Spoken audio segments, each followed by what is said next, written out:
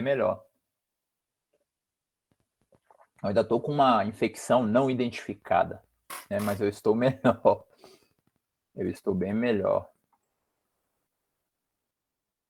do que... Amém. Eu dei aula gripado, achando que era gripado, mas era Covid, né? Aquele dia online. E aí, quando saiu o resultado, aí eu fiquei afastado.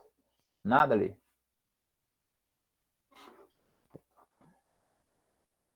E aí, Lucas? Obrigado, Giovana. Galera, vamos lá. Hoje a gente vai fazer tipo duas revisões. Na verdade, não são duas revisões, né? Eu sei que o Corsino já fez revisão e o Daniel também, o que me substituiu quando estava com Covid, ele fez revisão para vocês. Então, eu não vou fazer outra revisão, né? Mas eu vou falar da prova de uma forma geral, porque a questão discursiva eu vou falar para vocês, igual eu falei na prova passada.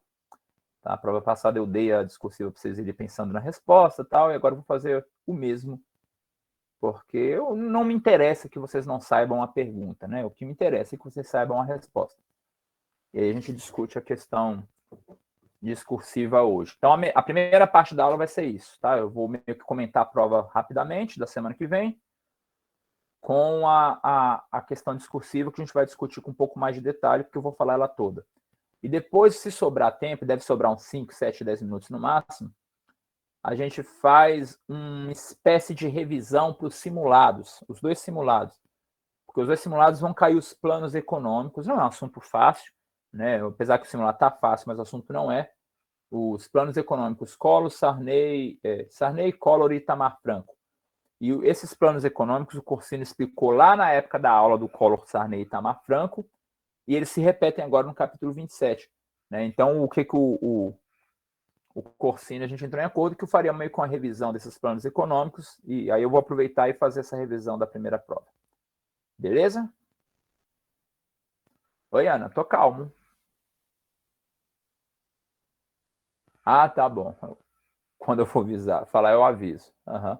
Eu faço um suspense tipo o Luciano Huck, quando vai dar a premiação do Lata Velha.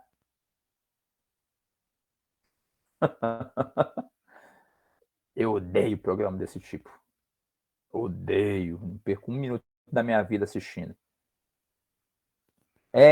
Vamos lá, dia do dia antes de começar. Hoje é o dia esses de auditório, assim, de ficar jogando com a sorte das pessoas. Né? Tipo, eu vou te dar a chance de mudar a sua vida, mas se você souber a tabuada do 7. Se você não souber, tu vai ficar pobre mesmo, passando fome, dane-se aí. Eu quero te ajudar, mas eu quero que você consiga equilibrar 30 laranjas na ponta do seu nariz. Sabe? Pra merda, quer ajudar, ajuda, não quer, não ajuda. Né? Ficar jogando com a pobreza das pessoas, eu fico puto. Vai pra chongas, eu não assisto, não. Enfim, vamos lá. Hoje é dia da liberdade, parabéns, somos livres e que continuamos assim. Hoje é o dia do supermercado, parabéns, temos muitos e continuamos tendo. Coitado, o dono do supermercado está sofrendo muito, que as pessoas acham que os preços estão subindo por culpa deles, que é por maldade, tal, e não é assim, né? Não é assim que funciona, mas o pessoal não entende. Enfim, dia do supermercado, dia da liberdade, e hoje também é dia do diretor de escola. Liberdade de uma forma geral, o direito de ser livre, assim, falar o que quiser, ter a fé que quiser, né, esse tipo de coisa. Isso, direito civil, como direito civil, exatamente. E o dia do diretor da escola, tá? Então, se vocês tiverem oportunidade, manda um abraço para a Daiane, que é a diretora de vocês. Eu já mandei um coraçãozinho para ela, uma florzinha, peguei a mensagem de bom dia da minha mãe, já joguei lá, tal. Aí já fiz um recheio, colocando o diretor no meio e tal, e aí ficou legal, Né? Já fiz a gentileza da semana. Ela é uma boa diretora, ela merece. Eu gosto da Dai. O ideal eu trabalho em 4 unidades e eu mandei para 3 diretores, o que significa que, né? Significa que uma eu selecionei como não digna de receber meus parabéns, né? É assim a vida, né? A gente é ser pensante, então a gente faz o que quer. Hoje é dia da liberdade. Vamos lá. Aniversariante tem o Tiradentes, da Inconfidência Mineira. Se estivesse vivo hoje faria aniversário. Nasceu em 1746. Tem o João Nogueira, eu não sei se vocês conhecem o João Nogueira. João Nogueira é um sambista excepcional dos anos 80/90. O filho dele é famoso hoje, talvez vocês conheçam o filho dele, o Diogo Nogueira. O Diogo Nogueira é um sambista também que está na Globo toda hora, então talvez ele seja mais conhecido, o Diogo Nogueira. Eu apresento a cultura e ainda apresento a fofoca, tá? O Diogo Nogueira também é marido marido não, namorado da Paola de Oliveira. Paola de Oliveira, que metade do Brasil queria também ser namorado da Paola de Oliveira, mas ele chegou primeiro e é dele fazer o quê, né? Vida que segue e tal. Enfim, né? Diogo Nogueira. Outro sambista aniversariante de hoje é o outro sambista de vida boa dele, eu acho também, viu, Letícia? Outro sambista aniversariante é o Paulinho da Viola. Para mim, top 10 dos sambistas. Tá vivo, obviamente, graças a Deus. Espero que viva mais 100 anos, tá? Paulinho da Viola, para quem não conhece, ele tem muita música famosa, muito, né? De clássicos de novela, clássicos de cinema, clássicos de rádio. Né? Normalmente eu gosto das músicas do lado B, que não é o clássico, mas eu gosto deles, eu gosto de todas dele. Né? Todas. Eu sou assim, quem quiser goste de mim, eu sou assim. Meu mundo é hoje, não existe amanhã para mim. Eu sou assim e assim morrerei um dia. Não levarei arrependimentos nem o peso da hipocrisia. Acho essa música muito boa. É um murro na cara dos hipócritas. Um murro de ida e de volta, um no estômago, uma joelhada na testa, tipo MMA. Fala, toma aí, seu otário. Eu vou ser quem eu quero e você não vai me julgar, não. Em outras palavras. Vida longa do Paulinho da Viola. Feliz aniversário. E a outra aniversariante, para a gente encerrar, é a Sula Miranda. Sula Miranda é a rainha dos caminhoneiros. Eu não sei exatamente porquê, acho que é porque na época ela era considerada bonita para o padrão estético dos anos 90, apesar de que ela tinha muita música, né, em homenagem a caminhoneiro, isso eles fizeram associação. E Sula Miranda. Ela é meio desconhecida, mas ela é prima de uma pessoa muito conhecida, que é a Gretchen. A Gretchen virou meme, então acho que muita gente conhece a Gretchen porque ela virou meme caminhoneiro. Uhum. Eu não acho, Lê, eu não acho, mas a opinião pública acha. Entende? Eu prefiro a Paola mesmo. Eu prefiro a Paola. Mas, enfim, fechou o aniversariante do dia, vamos para a prova. La prueba. Vocês vão ter que ter uma atenção especial. Vocês vão ter que ter uma atenção especial com a guerra do Vietnã e com a independência da Índia, tá? São duas questões de guerra do Vietnã e duas questões de independência da Índia. Então, você sabendo a guerra do Vietnã e a independência da Índia, você matou 4 questões da prova. Vietnã é uma VOF, uma tipo C, independência da Índia também. Uma de VOF e outra tipo C. Então, é um assunto que, né, vocês dominando facilita. Deixa eu resumir o que vocês vão precisar saber da guerra do Vietnã e da independência da Índia. Guerra do Vietnã e independência da Índia. 2 questões de cada. 2 de cada. Guerra do Vietnã e independência da Índia. Beleza? Guerra do Vietnã. O que vocês têm que saber do geral para conseguir interpretar todos os itens? Foi uma guerra entre a parte norte e o sul. Tá bom, não tem nada não. Foi a guerra entre a parte norte. Eu vou desligar a câmera, porque a internet está pesando hoje, não sei porquê. Eu sei porquê, porque a Clara é uma porcaria e a Anitta me enganou. Mas eu vou desligar a câmera e aí o áudio fica melhor, ele trava menos. Eu vou processar a Clara e a Anitta. Ela tá achando que vai me enganar assim, tá por fora. Eu vou falar, ela falou que era melhor do que a Vivo e eu troquei. E não é melhor do que a Vivo. É mais barato, isso eu tenho que admitir, é mais barato. Porém, melhor não é mesmo. Eu não consigo nem ver os seus clipes, eu vou mandar para ela. Eu não consigo ver nem seus clipes, Anitta. Na Vivo eu consegui, agora na Clara eu não consigo. Miserável, canalha. Enfim. Vou mandar, vocês vão ver se não vou mandar o Twitter para ela. Vou mandar e não vou printar depois. Vamos lá, voltando. A guerra do Vietnã, o que vocês precisam saber? Tem que saber que foi uma guerra entre o Sul e o Norte dentro do contexto de Guerra Fria. Se era dentro do contexto de Guerra Fria, uma parte era socialista, outra parte era capitalista. Tá? Então, o Vietnã do Norte representando o lado do comunismo, com os Vietcongs, o Vietnã do Sul representando o lado do capitalismo, e aí o Vietnã do Norte vai vencer o Vietnã do Sul, mesmo com os Estados Unidos ajudando o Vietnã do Sul. Beleza? Norte comunismo. Então, aí é legal isso que você está falando. Apesar de que não vai cair, João, os Vietcongs, eles não se declaravam comunistas. Tem aquilo que se conta e aquilo que se foi. Os Vietcongs, o Vietnã do Norte, se declarava socialista, não comunista. Só que a narrativa criada foi de comunismo. Não é não. Porque o comunismo ele parte da implantação de um partido comunista no poder. E o socialismo tem vários outros partidos socialistas que não chegam até o nível do comunismo. Né? Eles têm uma aproximação com a questão do marxismo, com a questão da política econômica, mas não é a mesma coisa. Não é exclusivamente a mesma coisa. O Partido Comunista, o comunismo ele é derivado de um partido comunista e ele vai além do socialismo. Ele vai além do socialismo. Basicamente sim, porque ele é como se fosse o saldo final disso. Basicamente sim. Mas não necessariamente o socialismo vai levar ao comunismo, compreende? Não necessariamente. A gente teve um monte de democracia socialista na Europa, nos países nórdicos nos anos 70, que parou ali, um monte. Não necessariamente chega. E até o próprio perfil de comunismo também não é necessariamente aquilo que a União Soviética foi. O comunismo da China não tem nada a ver com o comunismo da União Soviética, que já não tem nada a ver com o comunismo da Coreia, sabe? Assim, são o que não teve nada a ver com o da Hungria, são coisas diferentes. Mas, enfim, o Vietnã do Sul perde para o Vietnã do Norte, o que significa que o Vietnã vai ser unificado pela lógica do Norte, pela lógica do comunismo / socialismo, depende da narrativa que se queira utilizar. Isso não vai fazer questão, isso não vai mudar na prova. Tranquilo?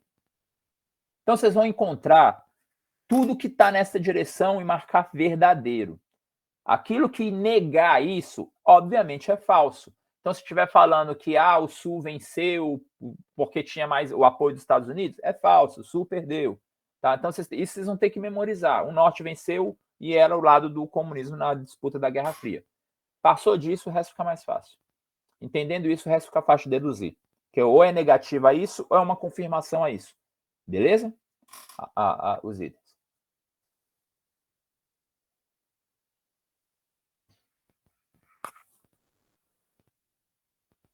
Ele tem um governo socialista hoje. Ele tem um governo socialista, o Vietnã. O Vietnã está em crescente. O PIB do Vietnã já já pelo 4º ano seguido, ele já cresceu mais que o do Brasil. Isso é uma vergonha. Isso é uma vergonha. É igual a Etiópia. A Etiópia, pelo 4º ano seguido, já está crescendo mais que o Brasil. Isso é constrangedor. Não significa que ele seja, não significa que ele seja maior do que o Brasil, porque né, a distância é muito grande. O Brasil é a 13ª economia do mundo. Mas ele está em crescimento mais acelerado do que a gente, que não está crescendo nada. O Vietnã crescer mais que o Brasil, porque ele não tem estrutura para isso, né? Assim, o que o Brasil tem de recurso natural, de mão de obra, de tudo, não era para levar a surra de Vietnã, de Etiópia, não era mesmo. Não era mesmo. Fechou, Vietnã, galera? Índia, vamos lá. A Índia vocês têm que saber. A Índia vocês têm que saber um pouco antes para chegar na parte da prova, né? Da parte que interessa da prova. A Índia vai ser colonizada pela Inglaterra e o primeiro contato da Inglaterra com a Índia é baseado na transferência econômica. Só são as multinacionais inglesas que vão ocupar o território indiano. As multinacionais inglesas que vão se instalar no território indiano, a Companhia de Comércio das Índias Ocidentais que vão se instalar no território indiano. Então, tudo começa do ponto de vista econômico comercial. O problema é que essas empresas vão enxergar os indianos como uma coisa só. E o indiano vai ficar emputecido com isso. Por quê? Porque os ingleses vão olhar para os indianos e vão ver, é tudo bonitinho, com a pele parda, uma pedra pregada na testa, o cabelo lisinho e tal, é tudo igual. Então vamos pôr todo mundo aqui para trabalhar na fábrica. Só que quando eles fizeram isso, eles começaram a misturar castas que se sentem extremamente distantes uma da outra. Né? As castas superiores é constrangedor, é humilhante, é degradante para ela se misturar com a casta inferior do ponto de vista cultural da Índia. A Índia é um mundo dentro de um país, a verdade é essa. Né? O hinduísmo, o budismo, o islamismo, tinha tudo na Índia. E de repente eles começaram a serem tratados como um só, compreende? Eles começaram a colocar para trabalhar nas empresas, começaram a recrutar para participar do exército, inclusive, pessoas que não se misturavam culturalmente, que não se entendiam culturalmente. Então, as empresas, vamos lá, antes de começar o trabalho, galera, para a gente fazer um dia bom de trabalho hoje, vamos aqui rezar um Pai Nosso. Pai Nosso que estás no céu. Os deuses da Índia têm 30 braços. O Deus que ele estava, o Jesus que ele estava sendo forçado a rezar, só tinha 2 braços e ainda estava pregado. Entende? Isso ele não entende, o indiano não quer isso na vida dele. Ele não quer isso para a vida dele, ele está enfurecido com isso. Então começa um movimento de resistência dos indianos, uma resistência dos indianos a essa imposição cultural, a unificação dos indianos que os ingleses estavam fazendo, que vai gerar a Guerra dos Cipaios. A Guerra dos Cipaios, a Guerra dos Indianos contra a Inglaterra. E como a Índia perde a Guerra dos Cipaios, como ela é derrotada pela Inglaterra, a dominação deixa de ser só econômica e vira também dominação política, já que o vice-rei da Índia vai ser inglês. A partir desse momento, começa o processo de resistência do Gandhi. O Gandhi vai liderar um movimento de desobediência civil em que ele vai tentar convencer os indianos a não resistirem à dominação inglesa violentamente, e sim a aceitar, a desobedecer às determinações inglesas, como se eles dessem os ingleses como invisíveis dentro do próprio país. Fala, não te asseguro, é como se você não estivesse aqui. Faça isso. Não faço. Pega esse negócio. Não estou te ouvindo. Né? Os soldados batiam nos indianos, eles não reagiam, ficavam fingindo neutralidade, como se não estivesse doendo. Isso foi gerando um constrangimento tanto na relação Inglaterra quanto Índia, como um constrangimento global, porque o mundo ficava vendo a Inglaterra querendo reprimir os indianos, eles lá sentados no chão, e o soldado descendo a cacetada, metendo a pancada, e o indiano lá. E aí, não sei se vocês têm essa percepção, né? Isso eu falo sem preconceito nenhum, mas eu falo até com a curiosidade de alguém que acha um mundo completamente distante do nosso, mas quando eu olho o indiano, eu acho eles um cara de bonzinho naturalmente. Eu acho eles um cara de bonzinho. Né? Aqui perto tem um indiano que vende verdura aqui, o Chamina. Eu olho para ele tem cara de ser um cara bom, ele deve até me roubar na conta, porque eu nem peso as coisas, sabe? Eu nem peso. Ele pega 30, dá 5 tomates aí, ele nem pesa. Dá R$12, Borges. Aí, R$12. Se eu pesar, talvez era 8, mas ele tem cara de bonzinho. Ele tem cara de bonzinho. Aí fica assim mesmo. Esse parece calmo. Parece meu gatinho quando tá pedindo ração. Carinha de bonzinho.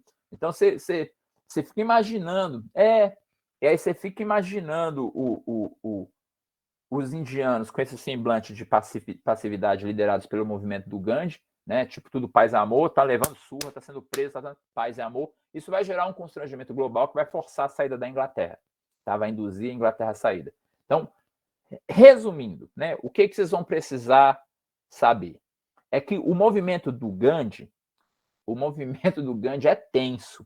O movimento do Gandhi é tenso, porque o Gandhi quer convencer a população a ignorar as diferenças que eles têm entre eles para lutarem contra um mal maior, que seria a Inglaterra. O processo do Gandhi é pesadíssimo. Então, ele quer unificar a Índia, que as castas se odeiam, que o hinduísmo, o budismo, o islamismo são coisas completamente distintas, mas ele quer que eles relevem essas diferenças em prol de uma união, com todos seguindo a desobediência civil, para ignorar esse mal maior que seria a Inglaterra. Esse vai ser o trabalho bonito que o Gandhi vai conseguir fazer lá e que vai transformar a Índia em país inteligente, em país independente. Olha, inteligente, bem na hora que o João escreveu. Então, dá prova, né, que vocês precisam saber desse processo de dominação e do processo do Gandhi, que é o que vai cair na questão tipo C. ele tentando unificar as diferenças e lutar por meio da desobediência civil e resistir à invasão pela desobediência civil. Repito, vocês têm que saber do processo de dominação inglesa, que é depois da Guerra dos Cipaios, ou seja, os ingleses, a princípio, convocam os indianos, tratando os indianos como se fosse uma coisa só. E aí tem a Guerra dos Cipaios, depois da Guerra dos Cipaios, a Inglaterra domina politicamente a Índia. Isso é uma questão, que é de VOF. Tá? Então, procurem isso de verdadeiro, o que estiver negando isso é falso. A outra já fala do Gandhi. Qual é o Gandhi? A resistência. É quando o Gandhi começa a tentar convencer os indianos a superar as diferenças entre si e se engajarem no processo de desobediência civil. Fechou? Isso, lá na Inglaterra eles começam a usar as batas dos indianos, aquelas miçanguinhas lá na testa, pedra na testa. Começa sim o movimento disso. Você está dizendo da Índia, da Inglaterra na Índia. Sim, também. Eles querem impor o protestantismo. Também. Também. Fechou? Aí tem mais uma questão de certo e errado, que é sobre a China, tá? Eu falei que não ia ser revisão, mas tá sendo, né? Tô falando meio que quase uma revisãozinha mesmo. A questão de certo e errado sobre a China. Aí a China, assim, a China, eu tô meio que, né, destroçando a prova aí na prática. Não tô falando questão, obviamente, tal, mas tá dando, tá saindo, tem dica rolando aí, sim. Tem dica rolando. Vai dar para lembrar na hora da prova. A China. A China, vocês vão ter que falar sobre o crescimento dela. Então, vamos explicar o processo todo. Assim como a Índia, a China vai ser dominada por várias potências europeias, tá? Só que no caso da China, a invasão vai ser de mercado. Então, vão empresas inglesas, francesas, norte-americanas, as multinacionais todas vão invadir a China. E as pessoas dessas empresas se mudam para a China, o que causa um conflito cultural também. E a China ela tem uma característica: a China sempre se fechou culturalmente. Ela nunca gostou de receber influência estrangeira na sua cultura. Nunca gostou, ela nunca quis isso. Ela sempre imaginou que o mundo tinha inveja dela e ela não sempre entendeu que o mundo não tinha nada a acrescentar na cultura dela. Isso é milenar da China. Ela falou: todo mundo quer ser chinês e a gente não tem nada a aprender com os outros, que os outros são tudo pior do que a gente. Seria mais ou menos assim. Então, por isso que eles não têm a pretensão imperialista, entende? Eles não têm a cultura imperialista de eu vou dominar o mundo todo igual os europeus e os norte-americanos tiveram, de eu quero me expandir e tal. Eles não tinham isso. Eles sempre achavam que o mundo sonhava em ser eles e eles não tinham nada que poderiam crescer dos outros. Mas no final das contas era mais ou menos assim. Então, quando a China perde a guerra do ópio e é obrigada a aceitar as empresas norte-americanas, as empresas estrangeiras lá dentro, começa a surgir um movimento popular, começa a surgir um movimento interno na China de resistência nas periferias à invasão das religiões cristãs e protestantes que essas empresas estão levando para lá junto com as pessoas. Então começam a surgir igrejas também cristãs e protestantes que começam a incomodar os chineses, que são confucionistas e budistas por sua origem, além da exploração da mão de obra com salário mal pago que essas multinacionais estavam fazendo. Então, você junta o salário mal pago, as condições de trabalho degradantes, somado à imposição cultural, isso naturalmente dá revolta, né? Então vai ter a guerra dos boxers, que é o conteúdo anterior, né? Não cai na prova, não precisa saber disso para a prova, mas ajuda vocês a entenderem. E a China perde a guerra dos boxers, sendo obrigada a aceitar mais ainda a invasão estrangeira no seu território. Mais ainda. Essa situação só vai mudar com a Revolução Chinesa, com o Mao Tse-tung. Porque o Mao Tse-tung vai expulsar as empresas estrangeiras, só que ele ainda vai enfrentar o conflito interno dos grupos políticos que vão se formar durante esse período.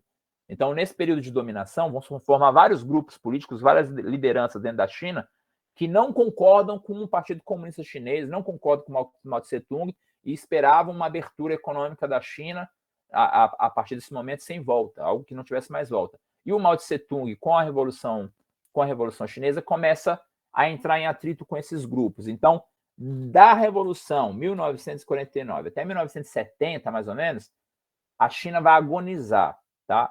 A Revolução começa um pouco antes, em 30, já começa o processo de revolução, né? Mas ela se consolida mesmo em 49. Mas vocês também não precisam saber da data.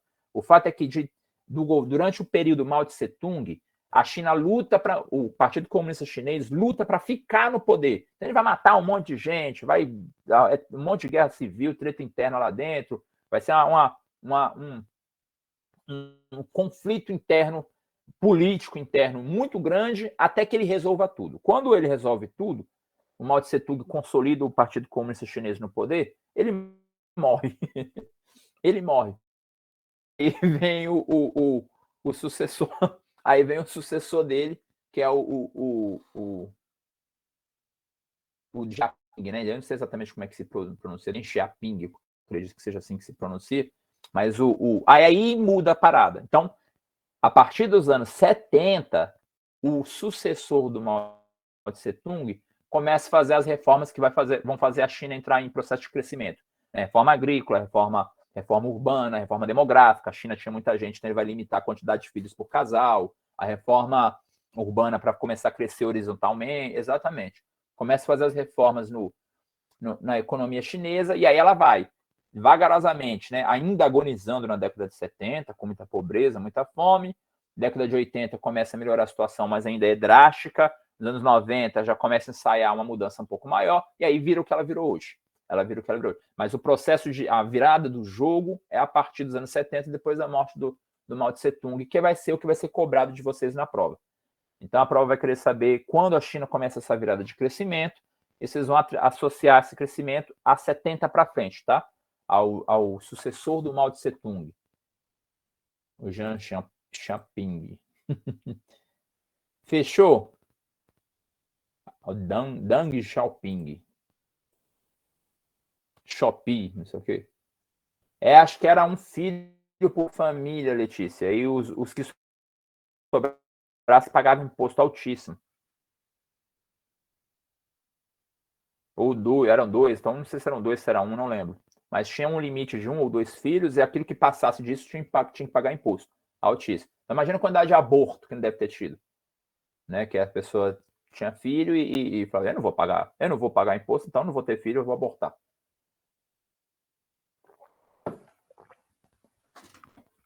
Fechou?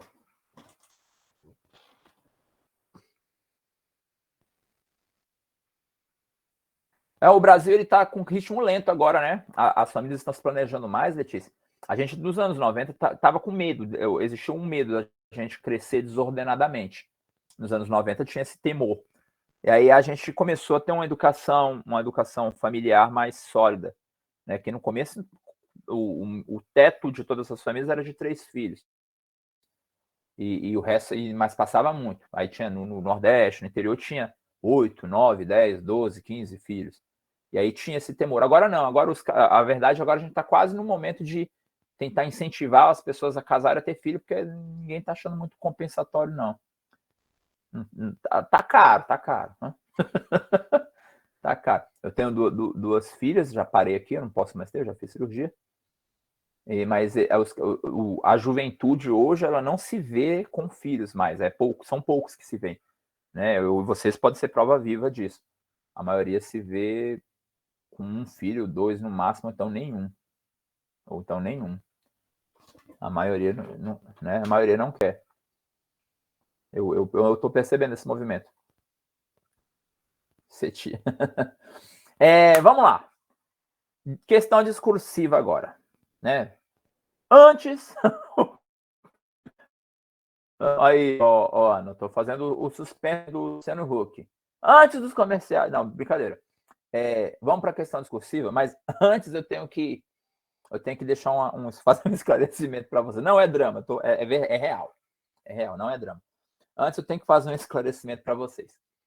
Os alunos que forem fazer a prova virtual e não a presencial, eles têm que ser um pouco mais detalhistas na resposta, um pouco mais criterioso na hora de responder. Tá? Ainda vai ter a prova virtual, alguns vão fazer a prova online. Acho que quase todo mundo vai fazer presencial, mas alguns vão ter que fazer online. E esses que vão fazer online vão ter que ser um pouco mais criteriosos na hora de responder. Isso não é maldade, não é bullying, não é injustiça e separação de tratamento. Tá? Por que eu estou falando isso? É porque não sou eu que corrijo a prova virtual. Não sou eu que corrijo a prova virtual. Quem vai corrigir a prova virtual é outro professor, e ele não dá aula para vocês. Então, os critérios dele podem ser diferentes do meu, porque eu consigo deduzir o que vocês escreveram sem necessariamente vocês terem respondido exatamente do jeito que deveria responder. Compreendem? Por quê? Porque a gente vai conversar o assunto. Eu vou falar a pergunta, eu vou debater com vocês o assunto, a gente vai conversar sobre o assunto e eu vou saber que vocês aprenderam. E aí eu consigo, qualquer tipo de desvio da escrita, da narrativa, eu consigo perceber que ele quis dizer isso, só não conseguiu. Como aconteceu na prova passada. Né? Na prova do terceiro bimestre aconteceu isso. Muita gente respondeu a questão do AI-5 errado e eu considerei. Se fosse outro professor lendo a prova virtual, ele não ia considerar um monte de respostas que vocês colocaram. Por exemplo, quase todo mundo colocou, quase todo mundo não, um monte de gente colocou que o AI-5 legalizou a tortura. Isso é errado. Não era para eu considerar, era para dar 0. Eu dei 3. Eu dei os 3 pontos, eu considerei. Por quê? Porque eu entendi o que você quis dizer com isso. Né? Mas é errado. O AI-5 não legalizou a tortura. Não estava escrito lá, ou o AI-5 legalizou a tortura. Não estava escrito lá, desce o cacete na moçada, galera, porque agora está liberado. Não estava escrito isso lá no AI-5. O que o AI-5 fez foi criar mecanismos que facilitaram a tortura.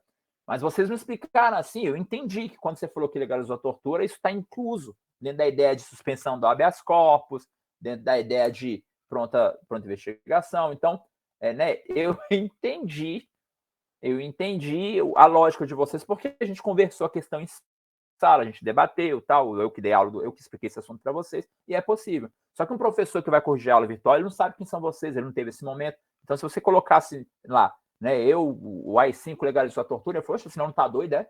Aí ele ia cancelar a questão e ia te dar 0.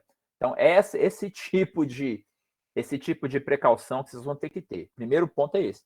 Né? Quem vai fazer a prova online tenha mais critério nas respostas, porque é outro professor que vai corrigir. Ficou claro? Suspense feito, vamos lá para a questão. Suspense feito, vamos para a questão. A questão vai pedir para vocês explicarem o significado de nova ordem mundial. Explique o significado de nova ordem mundial. É essa que é a pergunta da questão discursiva. Tá? Explique o significado de nova ordem mundial. Vamos lá, vamos conversar sobre isso. O que foi a nova ordem mundial? Relaxa, Letícia. Vamos conversar para você estar chegando na resposta sem o Google. Vamos lá. Nova ordem mundial. A Guerra Fria era uma ordem bipolar. A ordem mundial da Guerra Fria era bipolar. Por quê? Eram dois polos, dois países, capitalismo, socialismo, União Soviética e Estados Unidos, brigando entre si, disputando espaço. Quando chega a década de 80, tchau, tchau, União Soviética, tchau, tchau, socialismo. O muro de Berlim cai, a União Soviética vira Rússia. Quando chega a década de 80, a Guerra Fria é vencida pelo capitalismo. E se a ordem era bipolar, porque tinha dois polos, a derrota de um polo torna a ordem apenas capitalista. Então não pode ser a mesma ordem, tem que ser uma nova ordem mundial. Essa é a primeira ideia do conceito. Só que tem um problema, porque o capitalismo não vai se restringir a um país, não vai se restringir aos Estados Unidos. A gente vai ter nesse mesmo momento a China já começando seu socialismo de mercado, que é uma espécie de capitalismo socialista. A gente vai ter os tigres asiáticos, Japão, Coreia do Sul, moendo, enriquecendo muito rapidamente. A gente vai ter a formação da União Europeia. Então, a gente vai ter blocos econômicos surgindo, países se destacando também, sendo protagonistas do mercado dentro da lógica capitalista, que não permite mais falar em um polo. E aí fica multipolar. Tem sim, Letícia, eu vou cantar daqui a pouco, porque está previsto eu cantar essa música hoje para vocês. Aí fica multipolar, tá? Ela passa a ficar... não sei se a gente está falando da mesma música não, hein, Lê? Ela passa a ficar multipolar. É do Caetano Veloso que eu vou mostrar. Então, pós-Guerra Fria, com a vitória do capitalismo, com os países se desenhando, ela é meio rap que eu conheço, com os países se desenhando como protagonistas desse sistema capitalista, A nova ordem mundial, ela vai conceber um mundo em países desenvolvidos, países emergentes e países subdesenvolvidos. Então, o bipolar vai ser substituído por unimultipolar, o nome. Por quê? Porque porque os Estados Unidos vão continuar sendo uma potência militar e tecnológica, eles estarão acima de todos os outros, pós-Segunda Guerra, né, pós-Guerra Fria. Entretanto, os países capitalistas são maiores do que só um. Então é multi, né? Passa a ser multipolar. Então é unimultipolar, o que era bipolar, agora é unimultipolar nessa nova ordem mundial. E junto com tudo isso, vai o conceito de globalização. Por quê? Porque se tem países desenvolvidos, emergentes, subdesenvolvidos, a narrativa da globalização é de unir todos no globo, né? Entrelaçar todos, baseado na suposta, porque na prática isso não vai acontecer, na suposta ajudas dos desenvolvidos aos subdesenvolvidos, levando a eles os produtos e a tecnologia que eles estão desenvolvendo. Só que eles não vão levar a inteligência da tecnologia, vão levar só os produtos, o que no final das contas não vai servir para nada. Porque quem tem dinheiro compra, quem não tem continua pobre. E quem não tem continua pobre. Né? Continua sem acesso aos produtos. Então, resumindo, agora vamos amadurecer uma resposta, já que a gente já falou tudo que tem envolvido no conceito. Né? Resumindo, o significado de nova ordem mundial é: depois da Guerra Fria, com a vitória do capitalismo, o mundo passa a ser unimultipolar e os países se dividem em desenvolvidos, emergentes e subdesenvolvidos. Eu vou repetir, é a discursiva assim, João. Depois da Guerra Fria, não é para vocês copiar exatamente como eu estou falando, tá? Apesar que eu sei que vocês estão gravando, né? Mas a ideia é vocês pegarem as ideias, o esboço da ideia e desenvolver uma resposta por conta própria. Depois da Guerra Fria, com a hegemonia do capitalismo, os países passam a se desenvolver, a se dividir, né, em desenvolvidos, emergentes e subdesenvolvidos, compondo o conceito de unimultipolar. Unimultipolar. Lê.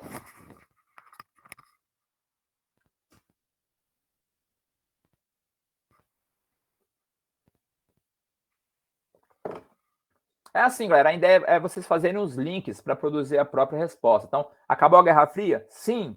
Quem ganhou? Capitalismo. Tem só um país? Não. Tem muitos. Se tem muitos, é multi. Né? Então, é multipolar, não é bipolar. Mas tem um maior do que todos os outros? Tem. Quem? Estados Unidos. Então, é unimultipolar. Ah, então como é que se divide? Se divide em países desenvolvidos, em países emergentes e em países subdesenvolvidos. Isso é a nova ordem mundial. Uhum. Beleza?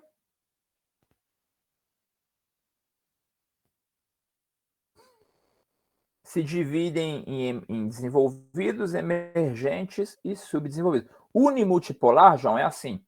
Uni, porque os Estados Unidos sozinhos vão ser a maior potência tecnológica e militar. Multipolar, porque são muitos países capitalistas protagonizando esse novo regime, essa nova forma, esse novo formato. Então, tem os tigres asiáticos, tem a China, tem a União Europeia e tem os Estados Unidos. Então, são os países de primeiro mundo, múltiplos países, vários, protagonizando na ponta de cima do capitalismo. Tranquilo? E aí, quem vai fazer no online, quem vai fazer no online, pode adicionar a globalização, para o professor não tirar 2/10 à toa. Né? Às vezes o professor está com azia no dia, então, sei lá, o time dele perdeu, ele está com raiva, algum motivo assim, e ele fala, eu vou corrigir com a lupa, né, com a pena do Aristóteles. E aí, às vezes, ele está com esse sentimento de esperar que vocês façam uma resposta nível ITA, e aí ele pode, às vezes, tirar 2/10 porque não falou da globalização, então não quero colocar. Então, você complementa, quem vai fazer online complementa, falar que a globalização ela apareceu como uma proposta para é diminuir as distâncias entre o primeiro, os desenvolvidos e os subdesenvolvidos, alegando que todos teriam acesso às mesmas coisas com a ajuda dos países desenvolvidos, o que é uma mentira. E quem critica isso lindamente, aí onde vem a música, Letícia, é o Caetano Veloso na música que eu ia mostrar para vocês, né, que eu sugiro até que vocês ouçam. Nova Ordem Mundial. Na recuperação eu vou colocar essa música, ela vai cair. Quem ficar de recuperação vai ter que fazer a questão com essa música. Nova Ordem Mundial. Fora da ordem, na verdade, não é música, né? É fora da ordem. Alguma coisa está fora da ordem, fora da nova ordem mundial. Alguma coisa está fora da ordem, fora da nova ordem mundial. Vapor barato, um mero serviçal do narcotráfico, foi encontrado na ruína de uma escola em construção. Aqui tudo parece que é ainda construção e já é ruína. Tudo é menino e menina no olho da rua. O asfalto, a ponte, o viaduto ganindo pra lua. O Caetano faz uma crítica linda sobre esse conceito de nova ordem mundial. Porque se a nova ordem mundial, né, reconhece que existem países ricos, médios e pobres, e a globalização promete unir todo mundo no globo, ele contesta falando que não é bem assim. Porque nas capitais, nas cidades, nas grandes cidades, o que se tem é menino de 12 anos com arma na cintura, liderando o grupo de narcotráfico, é prostituição, é assalto, é fome. Então, a ideia de crescimento que o capitalismo vende, que todos vão se desenvolver, que tem um regime econômico, ela é contestada pelo Caetano com a realidade das cidades, né, que seria a nova ordem mundial. Deixa eu ver, Letícia, eu não vi, meu bem.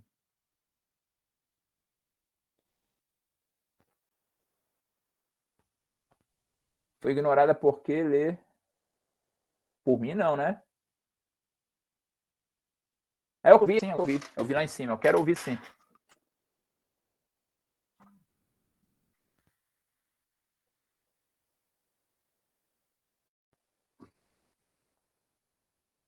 Eu não tô ouvindo nada. Você tá tocando?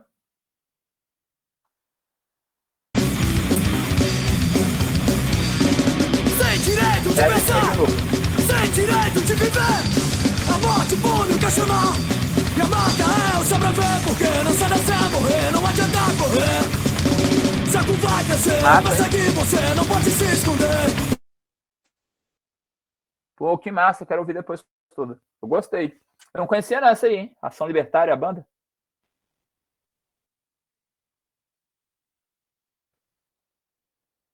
É punk, é punk. Oi, João.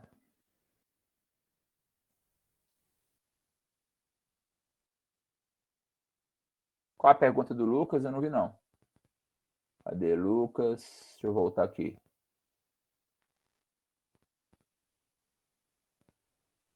Tá certo, viu, Lucas? Tá certo. Você quer os 3 pontos agora ou quer esperar a prova? É zoeira. Galera, fechou? Estamos conversados? Deixa eu falar rapidão mesmo, dos planos econômicos, tá? Que é o assunto do simulado. São 5 planos, tá? O plano cruzado, o plano Bresser e o plano Verão, todos no governo Sarney. Qual é o objetivo de todos os planos? É conter a inflação. Os 3 vão fracassar sumariamente. A inflação vai crescer cada vez mais na medida que os 3 planos nascem, porque os 3 planos vão tentar congelar preço, congelar salário, porque eles partem de um conceito errado de inflação. Eles acham que a causa da inflação é inercial, ou seja, eles acham que a inflação ela cresce sozinha, pela própria tendência de crescimento do mês anterior. Então, eles imaginam que se parar com isso congelando, ela vai parar também. Só que é uma farsa. Não era esse o motivo. O Collor vai cometer o mesmo erro. Plano Collor 1 e plano Collor 2. O Collor vai um pouco além. Ele acha que, além da inercial, a gente tinha a questão dos gastos públicos. Então, ele quer privatizar estatal, ele quer congelar salário de servidor, ele quer aprender a poupança de quem tem acima de 50 mil, para o dinheiro sair de circulação e aí a inflação naturalmente se assentar. E ele erra também, a inflação não acaba, continua crescendo, aí se mistura com caso de corrupção, ele sofre um golpe e cai. E aí vem o outro candidato, o Itamar Franco, que era o vice. E aí sim, a equipe econômica do Itamar Franco, ela enxerga a inflação outros olhos. O Edmar Baixa, André Lara Rezende, o Rubens Recupero, o Ciro Gomes e o Fernando Henrique Cardoso. Eles vão perceber que a causa da inflação é o câmbio, é a desvalorização da nossa moeda em relação ao dólar. Então, eles vão chegar na percepção de que se criar uma moeda que é equiparada ao dólar, a inflação acaba. E assim eles vão criar o RV. É uma moeda fictícia, uma moeda fantasma, uma moeda que não existe, mas que vai começar a ser implantada vagarosamente em substituição ao Cruzeiro Novo, que é a moeda que a gente tinha, traduzindo os preços antigos para os preços da URV, que era uma URV, $1. E aí, quando o mercado já está acomodado na URV, exatamente, unidade real de valor. Quando a moeda já está assentada na URV, eles transformam a URV, que era uma moeda imaginária, em moeda real, que é a moeda que a gente tem. E aí fica R$1, $1. E como a gente tinha praticamente todos os insumos, todos os produtos, dependendo da importação, dependendo de vir de fora, a gente começou a importar num preço muito mais barato, porque R$1 era $1, e os preços todos caíram de uma vez só com o Itamar Franco. Então, dos 5 planos econômicos, o plano cruzado, o plano Bresser, o plano verão, plano Collor 1, plano Collor 2, só o plano real, o 6º plano, vai ser capaz de resolver a inflação com a equipe econômica do Itamar Franco. Fechou? Aí o segundo passo, João, o segundo passo é que o Fernando Henrique não deu. Esse passo era um choque inicial, que era para cair o preço. O passo seguinte era deixar o real subir um pouquinho e começar uma política industrial. Só que aí ele não fez isso. Por quê? Porque ele gostou das pessoas comprando, ele gostou das pessoas consumindo mais com a inflação baixa, porque aumentou a popularidade dele. E ele estava querendo se reeleger. E aí ele deixou fritar. Aí a indústria foi fechando, foi demitindo pessoas, não sei o quê. E aí o resto da história você já sabe que é o tempo. Tragédia em cima de tragédia. Choro sobre choro, tragédia sobre tragédia.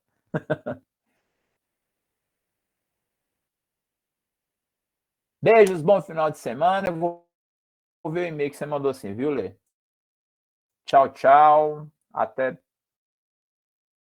a próxima.